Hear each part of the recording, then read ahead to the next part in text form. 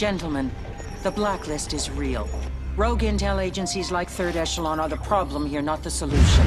I want every single operation related to them grounded and gutted now. So Splinter Cell Blacklist really begins with the emergence of a new terror organization and an ultimatum. And that ultimatum given to the US is get your troops off of foreign soil or face the consequences. And that launches off a series of attacks of escalating intensity and damage directed against American interests all over the world and at home. The panic and the crisis that creates causes the president to form a new blacker-than-black covert operations unit called 4th Echelon, and she puts Sam Fisher in charge. I'm shutting 3rd Echelon down, effective immediately. That's the signal. We're on.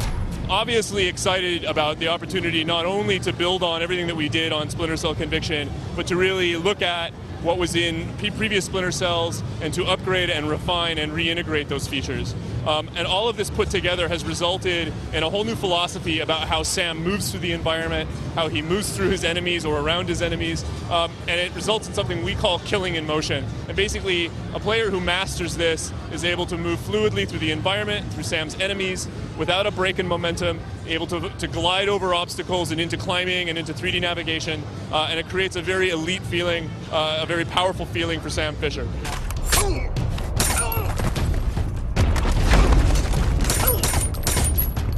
There's been an enormous overhaul in how Sam moves, and that meant a huge job in terms of animation, in terms of all of the work for how he uses weapons, how he fights empty-handed and does takedowns, as well as how he marks and executes his enemies.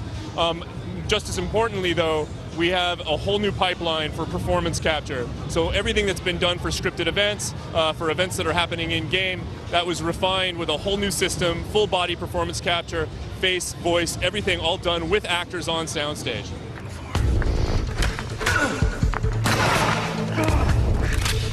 Blacklist. Start talking. Splinter Cell is Splinter Cell, so it's very important for us to make a game that people can appreciate in terms of its history, in terms of the legacy of the previous Splinter Cells. That means supporting stealth play, that means supporting all of the tech and all the gadgets that people come to expect from Splinter Cell.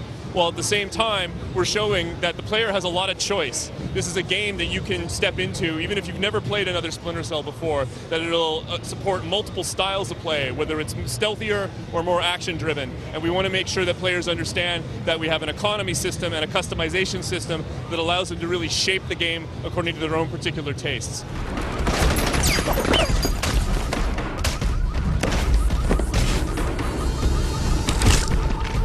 You know, it's E3, it's our big announcement, so we're really mostly focusing on single player, but what I can tell you is we're absolutely bringing back the co-op experience that players loved from our previous games, and I'm very pleased to say we are bringing back Spies vs. Mercs, which is the fan-favorite adversarial mode from previous Splinter Cells. Thank you very much. My pleasure. Nice. Thanks very much. Any questions? Who the hell are you? CIA? Delta? Welcome to 4th Echelon.